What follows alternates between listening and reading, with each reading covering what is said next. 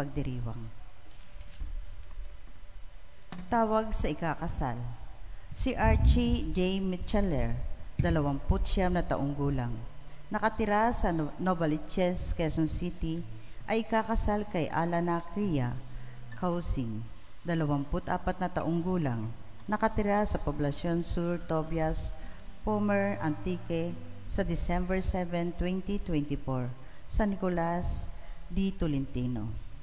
Si Jose Carlo Tino Areza, 35 taong gulang, nakatira sa Sierra Verde 2, Pasong Tamo, Quezon City, ay kakasal kay Hanin Alison Duenas, 32 taong gulang, na nakatira sa Barangay Paang Bundok, Quezon City, sa January 3, 2025, Shrine of St. Therese of Child Jesus. Si Carl Ben Sulit Cruz, 28 taong gulang, na nakatira sa Bisticville, Barangay Kaligayahan, Novaliches, Quezon City, ay kakasal kay Angelifer Buwan Panghilinan, 27 taong gulang, na nakatira sa Union Extension, Barangay Culiat, Tandansora, Quezon City, sa December 14, 2024, sa St. Maximilian Mary Colbe Paris. At si James Lawrence C. Mante, 39 na taong gulang, na nakatira sa La Bilandilla Residences, Barangay Culiat, Quezon City, ay kakasal kay Camille B. Castro, 38 taong gulang, na nakatira sa SSS North Homes, Quezon City sa January 4, 2025, Paris of Holy Sacrifice. Magsilhod po ang lahat at ating pong dasalin ng Oratio Imperata para sa kapayapaan. Sa ngalan ng Ama, ng Anak, ng Espiritu Santo. Amen. Diyos na aming Ama sa langit, Panginoon ng kapayapaan at katarungan, mapagkumbabang lumalapit kami sa iyo sa panahong ito na tumitinding tensyon sa politika sa aming bahagi ng mundo. Sa nakalipas na mga taon, pinanatili mo ang aming pananampalataya sa iyo bilang isang bayan. Ang pananalig namin sa iyong kagandahang loob ang siyang nagligtas sa amin sa napakaraming kalamidad na dulot ng kalikasan. Gayon din ang mga dahilan sa kagagawan ng tao na dumagok sa aming kasaysayan. Iligtas mo po kami mula sa lagim ng digmaan. Dinggin mo ang aming pagsusumamo. Kahabagan mo po kami, Panginoon. Ipagsanggalang kami sa puwersa ng kasamaang naguudyok sa mga pinuno ng mundo.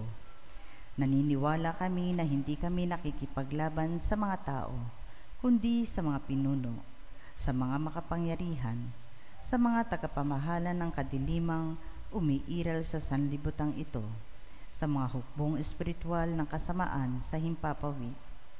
Ipinapanalangin namin ang mga pinuno na pinagkakatiwalaang gumawa ng mga pagpapasya para sa aming bansa. Buong puso naming ipinagkakatiwala sa iyo ang aming kinabukasan at humihingi kami ng kapatawaran at habag sa mga panahon na dahil sa aming mga takot at hinala ay nadungisan ng aming pananaw at nagdulot ng maling pagkiling at puot laban sa ibang katutubo at lahi. Taimtim kami nagsusumamo na gawin mo kaming mga daan ng iyong kapayapaan. Kung saan may pagkapuot ay magdala kami ng pagmamahal. Kung saan may pinsala, kapatawaran. Kung saan may pagdududa, pananampalataya. Kung saan wala nang inaasahan, pag-asa. Kung saan may kadiliman, liwanag. Kung saan may kalungkutan, kagalakan. Ito'y aming hiling sa pamamagitan ng aming Panginoong Hesukristo na iyong anak, na nabubuhay at naghaharing kasama mo, kaisa ng Espiritu Santo, Diyos magpasawalang hanggan. Amen. Mahal na Birhen ng Fatima, aming mahal na ina at reyna ng kapayapaan, ipanalangin mo kami. San Miguel Arcangel, San Jose, San Francisco ng Assisi, San Lorenzo Ruiz, San Pedro Calunsod, San Francisco at Santa Jacinta Marto ng Fatima. Sa ngalan ng Ama, ng Anak, ng Espiritu Santo. Amen. Magsiupo muna sumandali.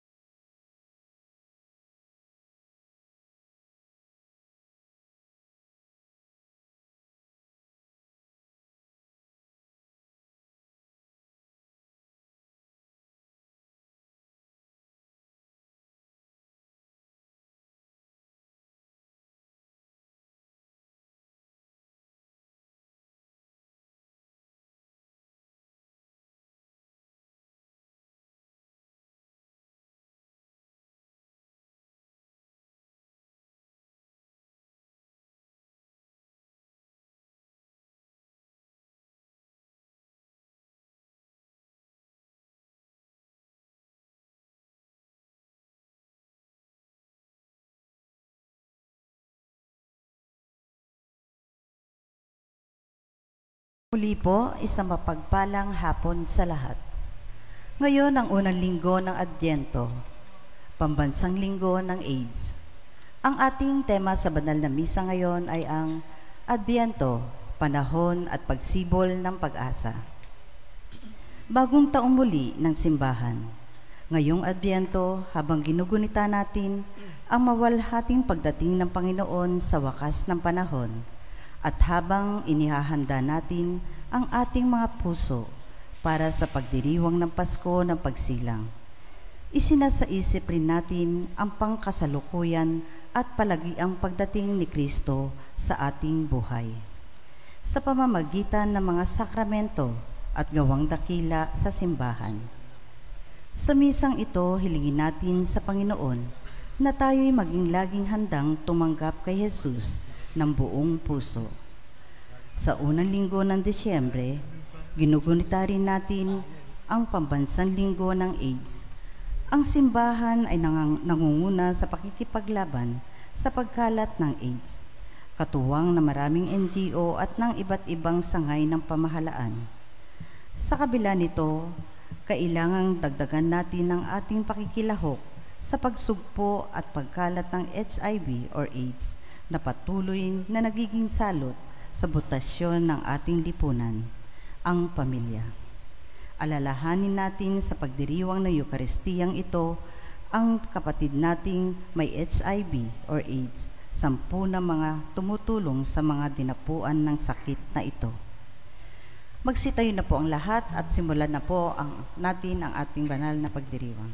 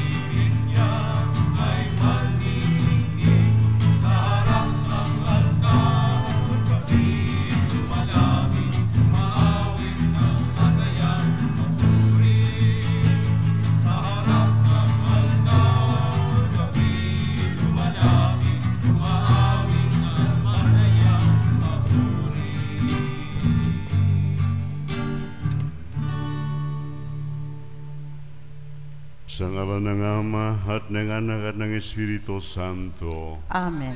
Sumainyo ang Panginoon. At sumaiyo rin. Magandang hapon po sa ating lahat. Magandang hapon po, Padre. Sa banal ng Eucharistia ito, manalangin tayo para sa kaarawan ni na Delphi Castillo, NG Duhilag, Francisek Bukowski, SCJ, Betty Chahia.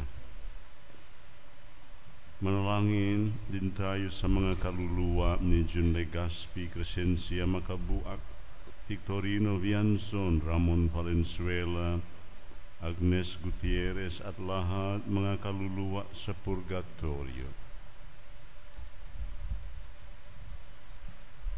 Ngayon, aminin natin ang ating mga kasalanan upang tayo'y maging marapat sa pagdiriwang ng banal na paghahaing nagdudulot ng kapatawaran ng may kapal.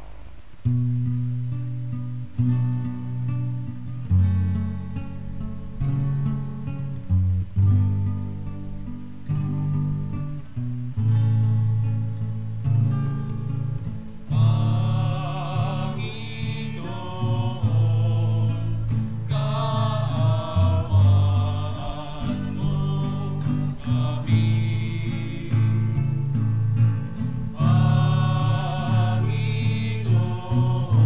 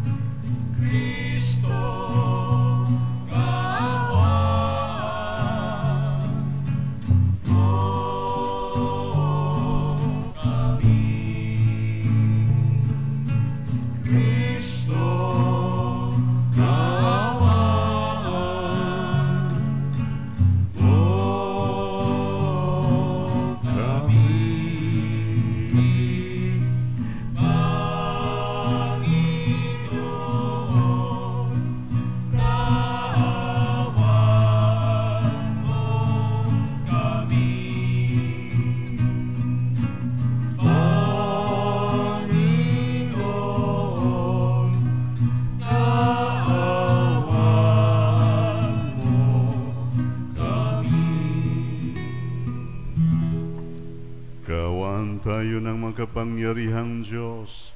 Patawarin tayo sa ating mga kasalanan at patnubayan tayo sa buhay na walang hanggan. Amen. Manalangin tayo. Ama naming makapangyarihan, bigyan mo kami ng paninindigang tumahak sa landas ng kabutihan. Sa pagdating ni Kristo, makasalubong nawa kaming may mabubuting gawa, upang kapiling niya sa gawing kanan, kami ay makapisan sa iyong pinakaharian. Sa pamamagitan niya kasama ng Espiritu Santo, magpasawalang hanggan. Amen.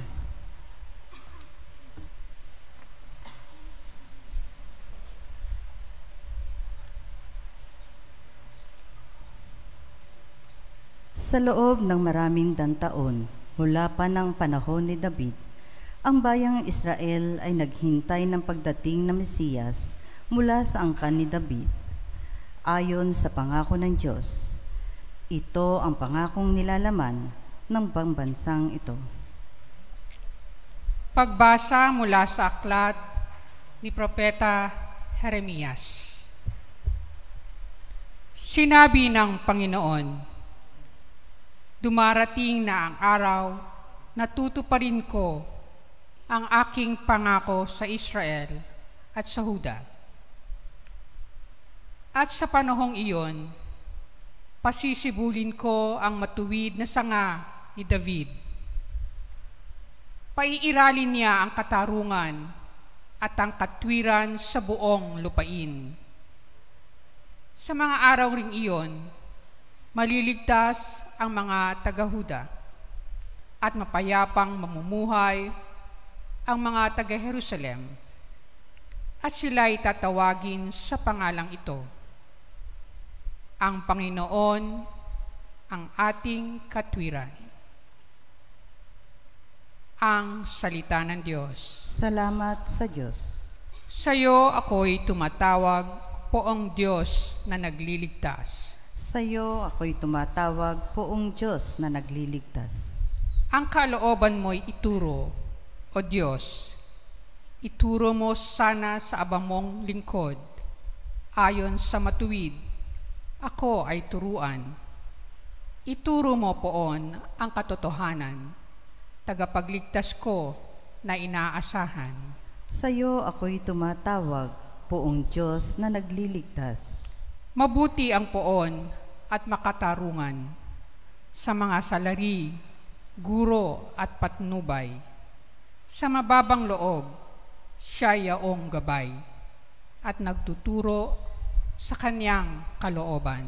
Sa iyo ako'y tumatawag, poong Diyos na nagliligtas. Tapat ang pag-ibig, siya'y umaakay sa tumatalima, sa utos at tipan. Sa tumatalimay, siya'y kaibigan at tagapagturo ng tipan niyang banal. Sa iyo ako'y tumatawag, poong Diyos na nagliligtas.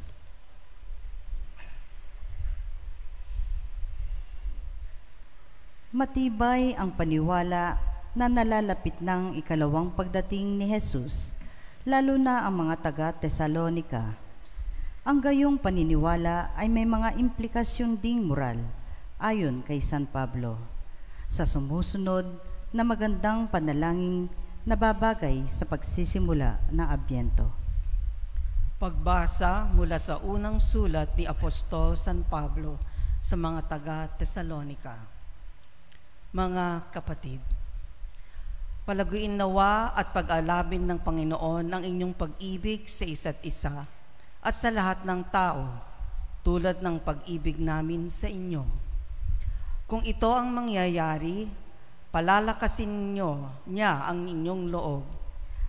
Sa gayon, kayo'y mananatiling banal at walang kapintasan sa harapan ng ating Diyos at Ama hanggang sa muling pagdating ng ating Panginoong Hesus, kasama ang mga hinirang niya. Isa pang bagay ang ipinapayo namin sa inyo sa pangalan ng Panginoong Hesus. Sana'y lalo pang pagbutihin ninyo ang pamumuhay ninyo ngayon, pamumuhay na ayon sa inyong natutuhan sa amin, upang kayo'y maging kalugod-lugod sa Diyos. Batid naman ninyo ang mga aral na ibinigay namin sa inyo, buhat sa Panginoong Diyos. Ang salita ng Diyos. Salamat sa Diyos.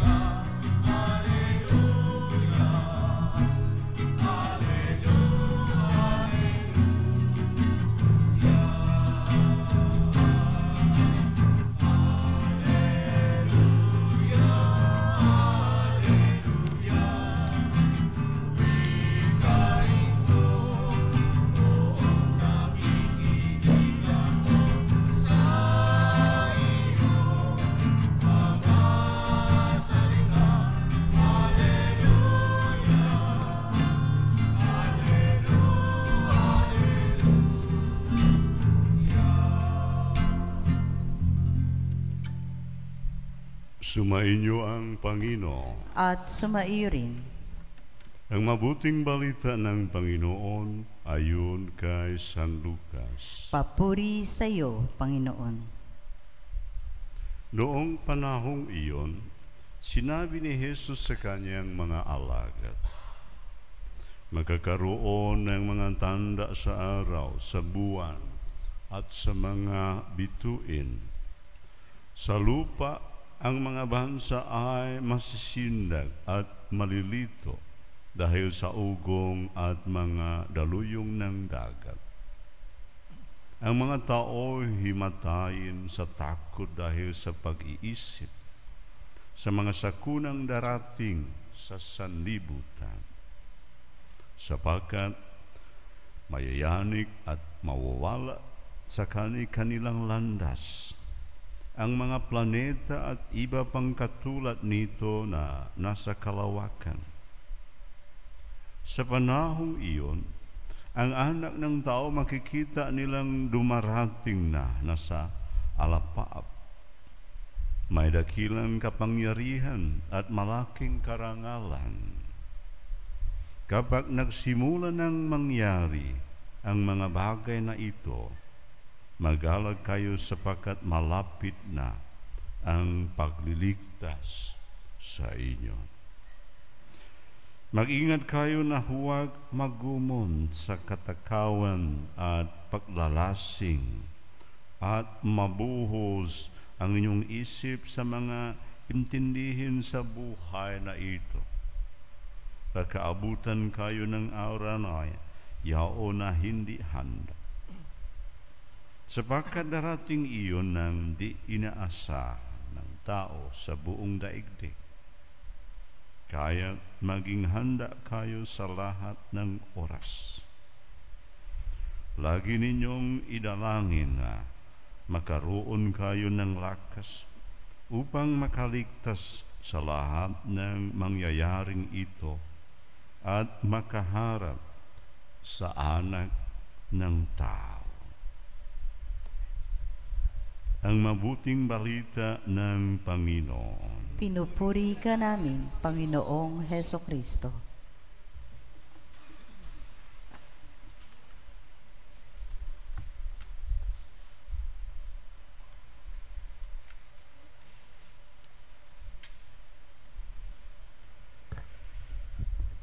Mga kapatid, December na. December 1 na tayo. Kumusta? Handa na ang Christmas?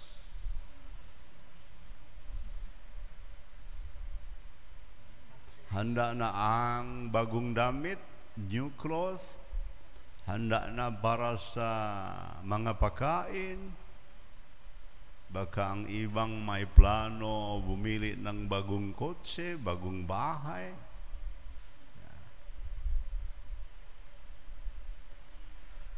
Mga kapatid, sa totoo lang, sa loob sa 26 o 20 years o 27 years dito sa Pilipinas, may unique ako ng experience, unique karanasan. Kasi sa ibang bahagi, nagsimula pa tayo sa Adviento, di ba? Pero sa maraming mga lugar, Christmas na. Nag-celebrate ng Christmas. Kahit sa atong diocese ngayon, Pizza 3, di ba? December 3, may Christmas party na. Yeah. Sa isang bahagi masaya, pero sa ibang bahagi, we are reminded to reflect. Anong mas importante gawin natin? Lalo na sa observation ko, parang ang Christmas ngayon maging commercialized, di ba? Sa mga mall, sa September, Christmas na. At ang mga tao nagsunod sa ganitong ng commercialized Christmas. Let us be reminded, my brothers and sisters, that Jesus is coming. And Jesus is coming to stay, to live in our heart, our mind, to stay and to live in our families, in our society. Ang pagtanong, handa ba tayo? Are we ready to accommodate Jesus who want to be born again in our life? My brothers and sisters, in the gospel we are reminded about Jesus coming. That Jesus coming is not to bring despair. Jesus coming, ang pagdating si Jesus hindi para sa pagkawasak, but para sa pagwaksi ng takot ng mga tao. Totoo, may skenaryo sa eschatological drama. But we believe ang mabuti manalo sa kasama. Ito ang mensahe. Sa ibang bahagi, we are reminded not to be preoccupied with our usual activities. I remember because, of course, the coming schedule, there will be a lot of eating, drinking, partying. This is a good reminder for us. Let us not be preoccupied with those activities. Kahit busy na tayo sa mga party, but let us be reminded that we have to prepare ourselves, especially the spiritual preparation. Don't forget that. Don't miss that. Let us go to the church wherever you want. You can choose here. Yeah. In Manila, we have a lot of places to go for recollection. Yeah. To go for confession. As part of our act of spiritual preparation. Aside from that, my brothers and sisters, Jesus knocked the door of our heart. During the time of Advent, we are reminded about the challenge for us to welcome Him in the persons of other people. To welcome Him in the presence of other people, our neighbors, our friends, lalo na ang mga mahirap. Let us exercise our solidarity. Let us not to focus on ourselves. What will we receive as Christmas gift? What will we eat? What will we drink? Etc. Let us think about others, especially those poor neighbors, our poor brothers and sisters.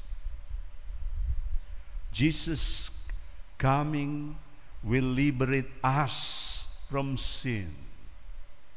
Jesus' coming is to liberate us from our selfishness. Kahit ano ang ating posisyon, we have that kind of tendency being selfish. Let us leave that. We have tendency of being exclusive. Let us leave that. Let us renew. Make our life to be more inclusive. That we have still our brothers and sisters who live in difficulties. Let us make our life become extension of the hand of God to reach others, knowing that we receive more than they do. Advent, my brothers and sisters, bring message of love, bring the message of sharing. Advent also delivers the message of hope. I don't want to reduce the happiness, the joy in welcoming Christmas. Yeah. Let us go, let us just flow with joyfulness in waiting, in welcoming Christmas. But let us remember, let us not to forget the others, our brothers and sisters who are still in need. While we take certain period of time to prepare ourselves, to prepare spiritually our family, our communities, let us also in the same time do something that give effect to others, benefiting others, helping others.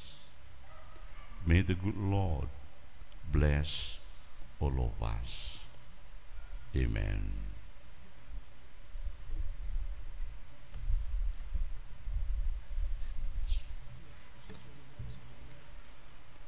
Sumasampalataya ako sa Diyos, amang makapangyarihan sa lahat, na may gawa ng langit at lupa. Sumasampalataya ako kay Hesukristo, iisang anak ng Diyos, Panginoong nating lahat.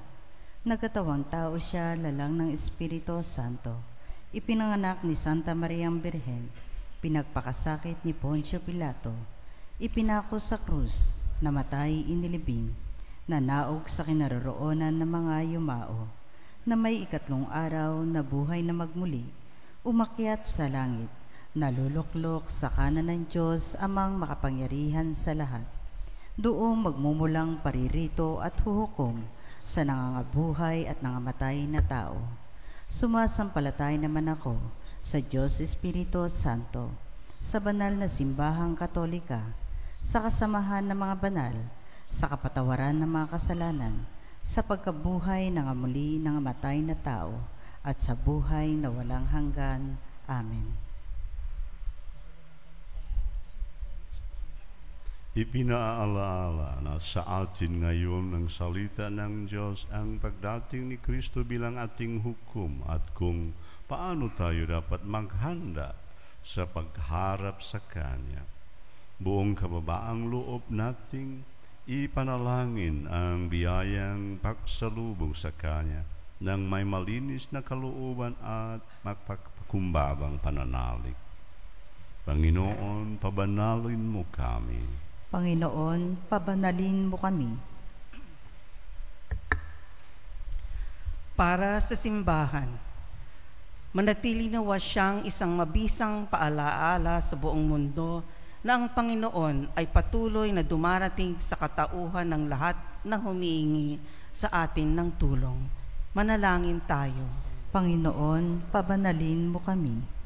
Para sa Santo Papa, mga obispo at mga pari, sa pamamagitan ng kanilang halimbawa, sila naway maging inspirasyon sa buong simbahan sa pagiging laging handang sumalubong kay Jesus. Manalangin tayo. Panginoon, pabanalin mo kami. Para sa lahat ng magulang at guro, ituro nawa nila sa kanilang mga anak at estudyante kung paano makilala si Jesus sa kanilang kapwa at salubungin siya tuwing ng buong puso. Manalangin tayo. Panginoon, pabanalin mo kami. Para sa mga Kristiyanong inuusig dahil sa kanilang pananampalataya, nawa sila'y manindigan at hindi panghinaan ng loob sa tulong ng panalangin at suporta ng lahat ng bansa. Manalangin tayo. Panginoon, pabanalin mo kami. Para sa mga may HIV/AIDS, naway patuloy silang umasa kay Jesus sa kabila ng kanilang karamdaman at sila nawa ay mapagkalooban ng pangangalagang tulad ng kay Kristo mula sa mga taong nagmamalasakit sa kanila. Manalangin tayo. Panginoon, pabanalin mo kami. Para sa ating pagsalubong sa taon ng Hubileo, palakasin nawa nito ang ating pananampalataya at matulungan tayong makilala ang Panginoon muling nabuhay sa ating pang-araw-araw na buhay. Manalangin tayo. Panginoon, pabanalin mo kami. Tahimik nating panalangin ang ating mga pansariling kahilingan at ang lahat ng mga kahilingan sa banal na misang ito.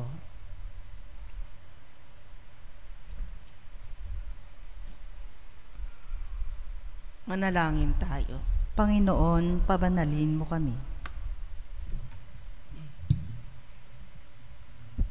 Panginoong Diyos, pinananabikan namin ang pagdating ng iyong anak ng buong pananalig at pag-asa. Itulot mong buong puso namin siyang salubungin ng sa gayoy makabahagi kami sa kanyang kaligayahan magpakailanman. Amen.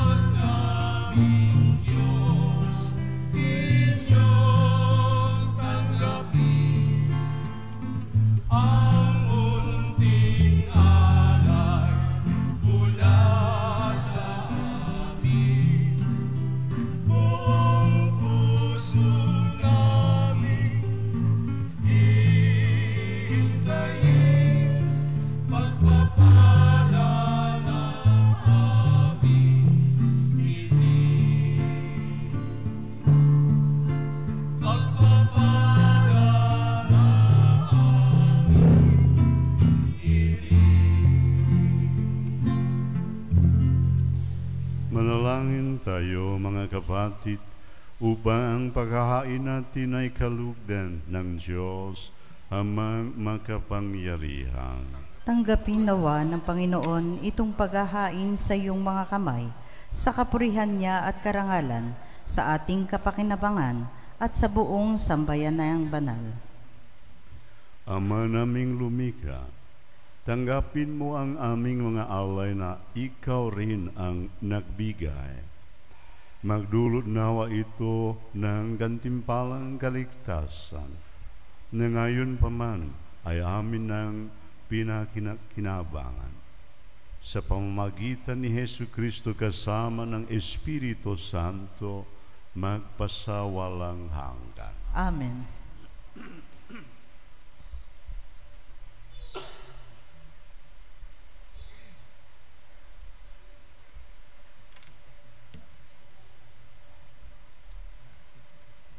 Sumainyo ang Panginoon, At sumainyo rin. itaas sa Diyos ang inyong puso at diwa. Itinaas na namin sa Panginoon. Pasalamatan natin ang Panginoon na ating Diyos. Marapat na siya ay pasalamatan. Ama naming makapangyarihan, tunay ngang marapat na ikaw ay aming pasalamatan sa pamamagitan ni Yesu Kristo na aming Panginoon. Siya ay sinugo mo upang matupad ang iyong magandang balak para sa lahat. Hindi niya ikinahiyang mamuhay ng mahirap upang mapakisamahan niya kaming matapat. Siya ay naging hindi naiwas sa amin upang maitampok niya kami sa iyong piling. Sa kanyang lantarang muling pagdating, ang pakikisama niya ay puspusang magniningning, at ang pangako niyang kapanapanabik ay inaasahan naming lubos na makakami. Kaya kaisa ng mga anghel na nagsisiyawit ng papuri sa iyo, nang walang humpay sa kalahangitan, kami nagbubunyi sa iyong kadakilaan.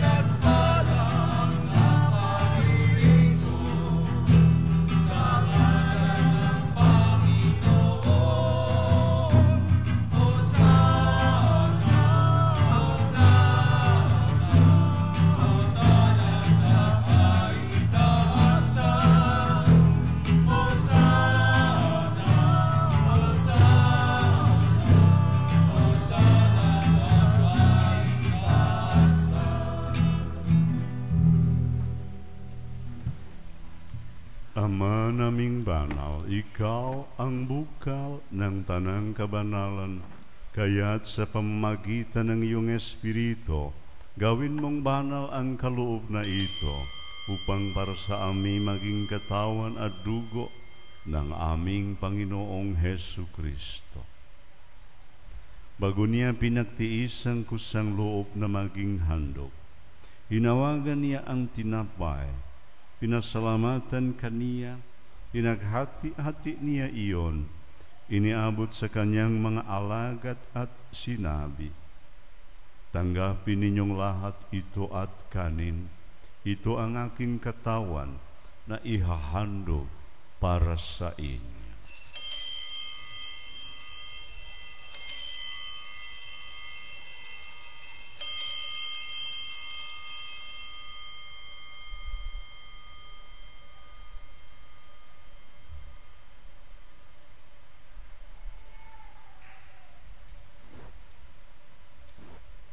Gayon din naman, noong matapos ang hapunan, hinawakan niya ang kalis, muli kaniyang pinasalamatan, iniabot niya ang kalis sa kanyang mga alagad at sinabi, "Tanggapin ninyong lahat ito at inumin.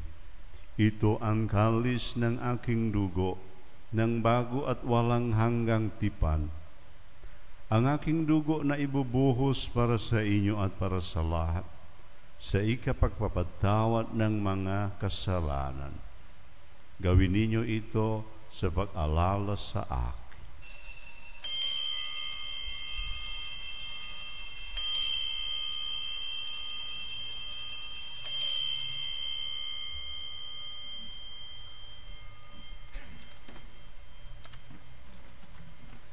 Ipagbunyi natin ang misteryo ng pananampalataya.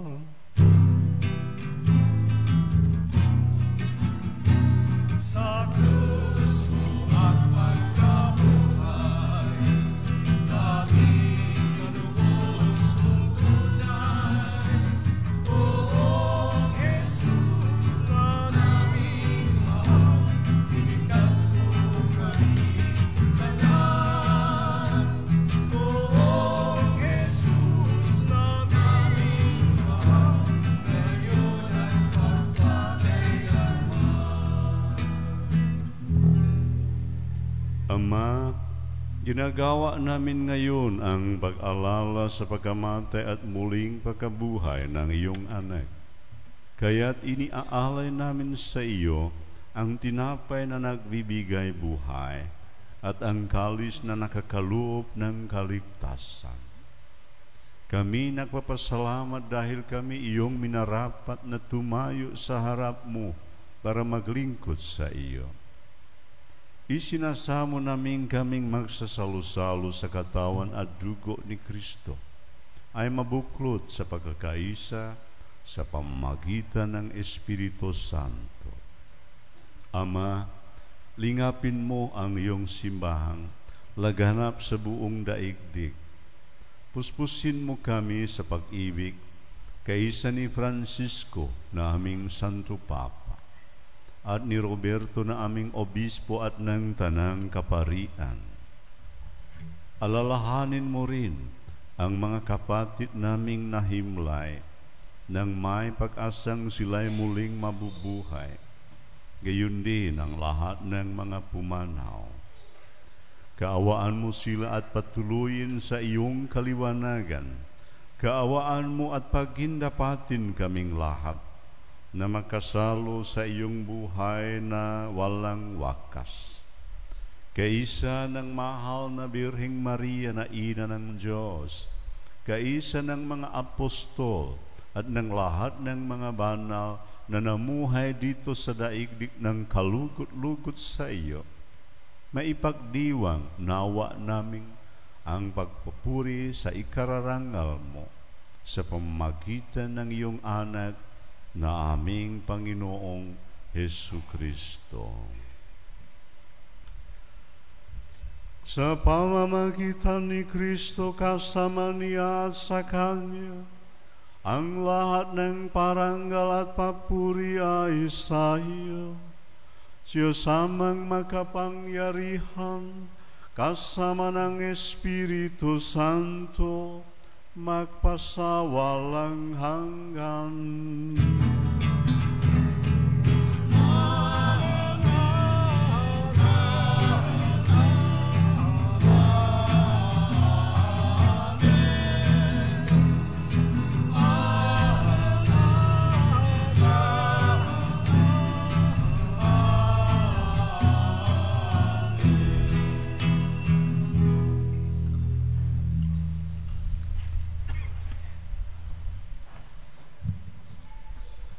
Sa tagubilin ng mga nakagagaling na utos at turo ni Jesus na Panginoon natin na Diyos, ipahayag natin ng lakas loob.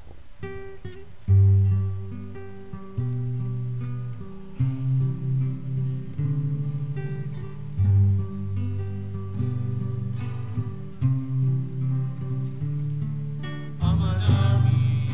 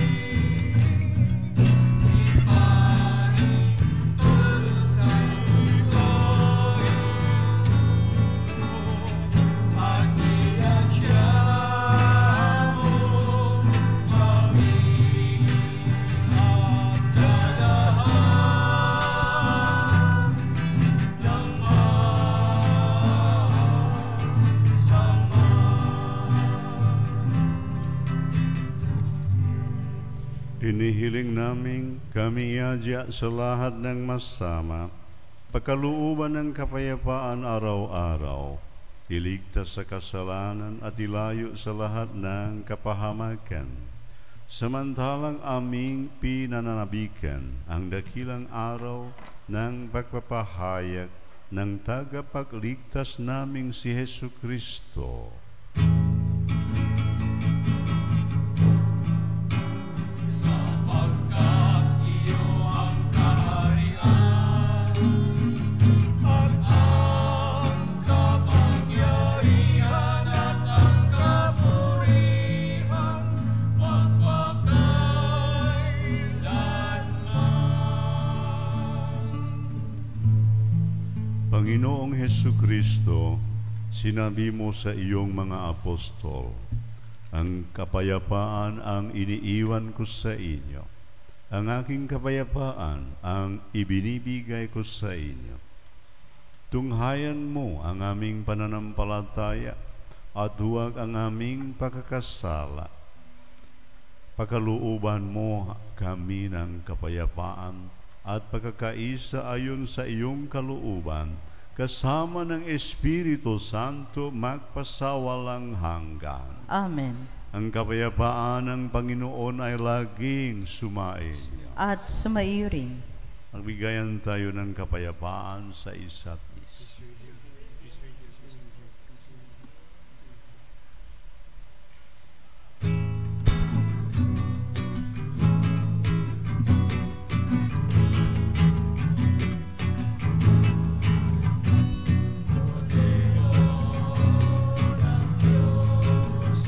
Nagalis ng mga kasalanan sa libutan, maawa ka.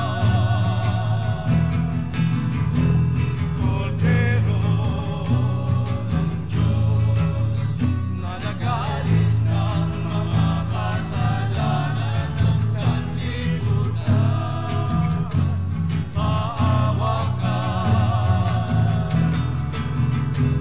Kordero ng Diyos, na nagalis ng mga kasalanan, ipagkaloob mo sa amin ang kapayapaan.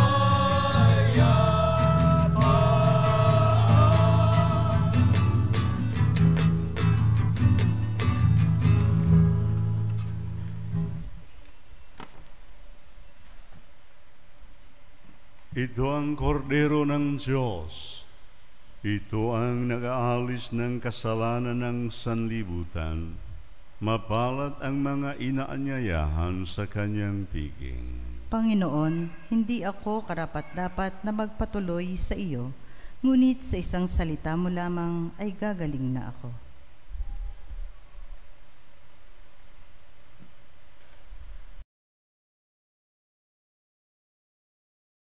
Espiritual na pakikinabang.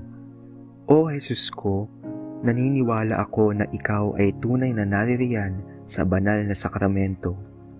Minamahal kita ng higit sa lahat at ninanais ko na ikaw ay tanggapin sa aking kaluluwa. Bagamat sa sandaling ito ay hindi kita matatanggap sa paraang sakramental, pumarito ka man lamang sa aking puso sa paraang espiritual. Tinatanggap kita na ikaw na naririto at buong puso akong nakikipag-isa sa iyo. Huwag mong pahintulutang ako'y mapahiwalay sa iyo. Amen.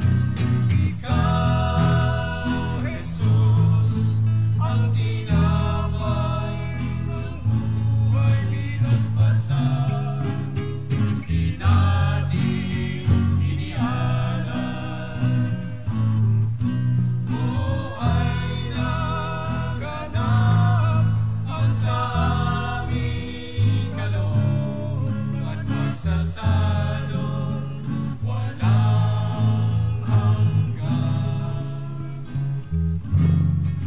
At pagsasalon walang hanggan.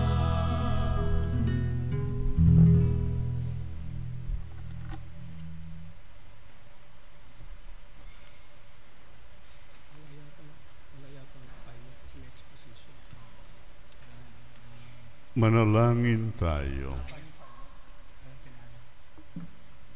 Ama naming mapagmahal, apakinabangan nawa namin ang aming pinagsaluhan upang sa aming paglalakbay dito sa lupang papanaw. Aming mapanaligan ang iyong pagpapalang pang magpakailanman sa pamamagitan ni Jesucristo kasama ng Espiritu Santo magpasawalang hanggan. Amen. Magsiupo muna sumandali para sa mga ilang paalala. Una po, meron po tayong second collection para sa pagpapatayo ng Cristo Hari Faris at Shrine of the Youth. Pangalawa, magkakaroon po tayo ng vigil na pangungunahan ng Two Heart Sisters sa December 6. Pagkatapos ng banal na misa mula alas 7 ng gabi hanggang 1:00 ng umaga ng December 7. At habang ginaganap ang vigil ay mayroon po tayong kumpisalang bayan. Pangatlo, sa isang clarification letter ng CBCP, Dicastery on the Commission of the Liturgy na inilabas noong November 29, ang Feast of the Immaculate Conception ngayon darating na December 9 ay hindi na po holiday of obligation. Panghuli, inaanyayahan po ang lahat na maglaan ng ilang minuto para magnilay sa mga relic ni Saint John Marie Vianney at Saint Clare. Maraming salamat po.